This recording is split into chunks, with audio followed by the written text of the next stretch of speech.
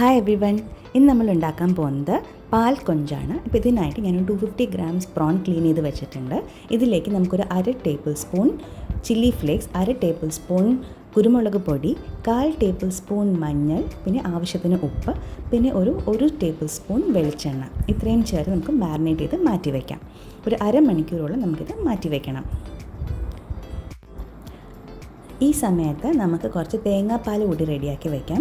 തേങ്ങാപ്പാലിൽ ഞാൻ കുറച്ച് കറിവേപ്പില കൂടി അരിഞ്ഞ് ചേർത്ത് കൊടുക്കുകയാണ്. ഇങ്ങനെ മിക്സ് ചെയ്ത് നമുക്ക് മാറ്റി വയ്ക്കാം.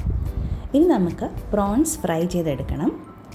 ഒരു 2 to 3 മിനിറ്റ്സ് മതിയും പ്രോൺ ഫ്രൈ ചെയ്ത് കിട്ടാനായിട്ട്. പെട്ടെന്ന് കുക്കാവുന്ന ഒരു ഐറ്റമാണത്.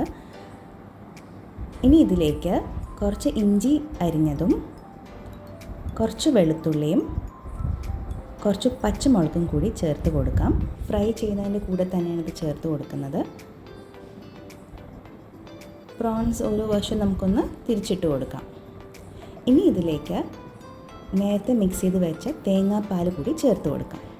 അപ്പോൾ തേങ്ങാപ്പാലിൽ ഫ്രൈ ചെയ്തിട്ടുള്ള പ്രോൺസ് നല്ലോണം കിടന്ന് വെന്ത് നല്ല സൂപ്പർ ടേസ്റ്റി ആയിട്ടുള്ള പാൽ കൊഞ്ച് റെഡിയാവും. അപ്പോൾ ഗ്രേവി ആയിട്ട് വേണമെങ്കിൽ നമുക്ക് ഇത്രയും വറ്റിച്ചെടുക്കണ്ട. നമുക്കൊരു സ്റ്റാർട്ടറായിട്ടാണെങ്കിൽ ആ തേങ്ങാപ്പാൽ മുഴുവനും വറ്റുന്ന വരെ നമുക്കത് കുക്ക് ചെയ്യാം. അപ്പോൾ നമ്മുടെ സൂപ്പർ ടേസ്റ്റി ആയിട്ടുള്ള പാൽ കൊഞ്ച് റെഡിയായി. എല്ലാവരും ട്രൈ ചെയ്യൂ. താങ്ക്